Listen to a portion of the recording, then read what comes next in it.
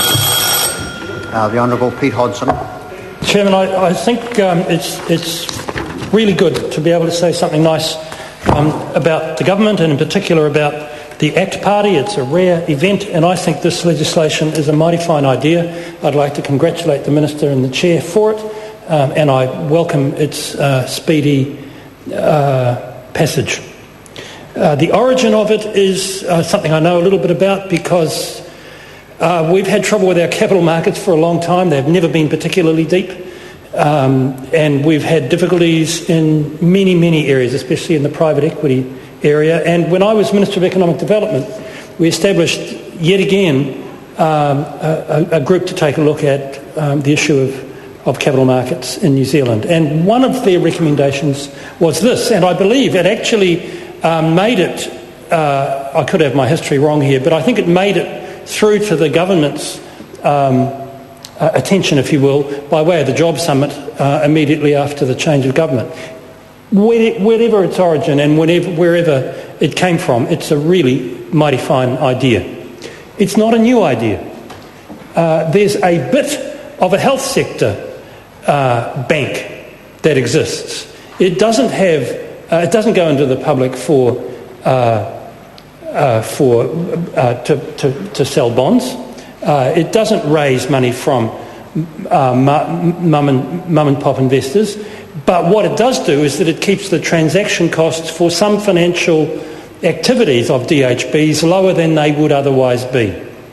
Where DHBs have got bridging finance issues, or they're buying and selling land, or they're dealing with treaty settlements or whatever, then having a bank for all DHBs is a hell of a lot cheaper than not. And this idea, which is not a bank so much as a fund, I understand the difference, is nonetheless of a similar ilk. And I just think that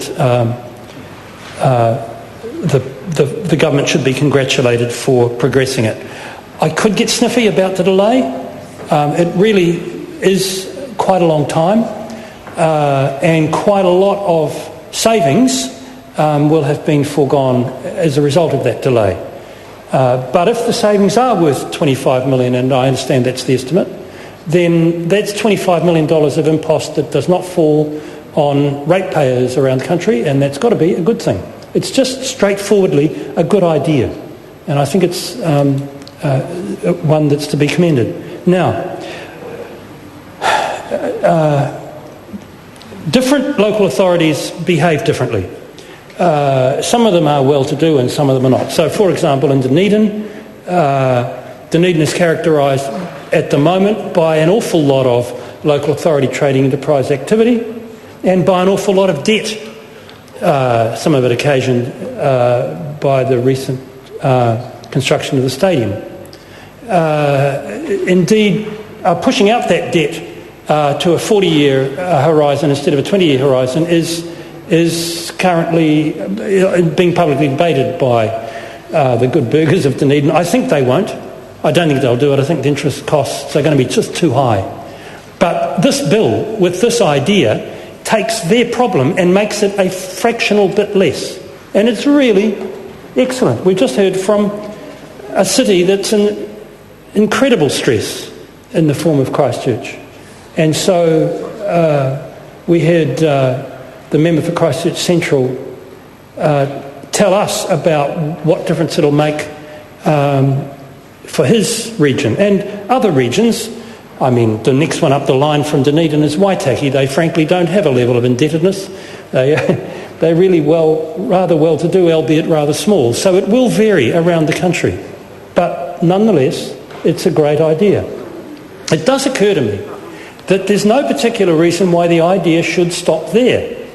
And as I think through different parts of the economy, I kind of find myself alighting on tertiary education as an area where they may enjoy a similar arrangement. As it happens, most universities don't have any debt. In fact, the only one with a lot of debt is the Auckland University of Technology. But nearly every polytech does. Mr. Chairman, and I just think that we should take, Mr. Chairman, The Honourable Pete I just think we should look at the possibility of extending that facility into other parts of what you might call the broader public sector. Now, I might be wrong, and financial analysis is no strength of mine, but I do know, having been the minister, that some tertiary education institutions do face considerable financial pressure with their indebtedness, and of course the TEC likes to maintain interest cover ratios and all sorts of things at certain levels, and of course, and it would be the case that I'm sure that some people would be open, some mum and dad investors would be very open to the idea of responding to bonds issued in respect of the tertiary sector as well. So the idea needn't stop at local government, but the next thing, of course, is to make sure that it can start at local government, and that means the passage of the legislation. It then means the establishment of a fund.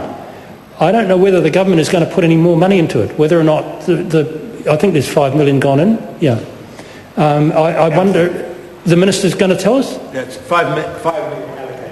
Oh, it's about to go in. Yeah, okay. The minister might like to, I don't know whether he's of a mood, it's up to him, I guess, but he might want to tell us whether or not he thinks that is the right sum, and if so, why, whether he thinks that the government should be doing any more than that. There's a really good case for not doing so, but then again, if the fund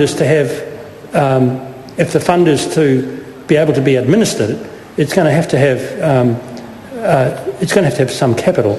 So the minister, I don't know whether the minister's of a mood, but I'm going to resume my seat in the fond hope that the minister will give us some idea of what he thinks the role of the government will be or not be in the case of this. I've got no particular prejudices about it myself, but it would be interesting to hear his thinking. The Honourable Rodney Hyde. Thank you, Mr.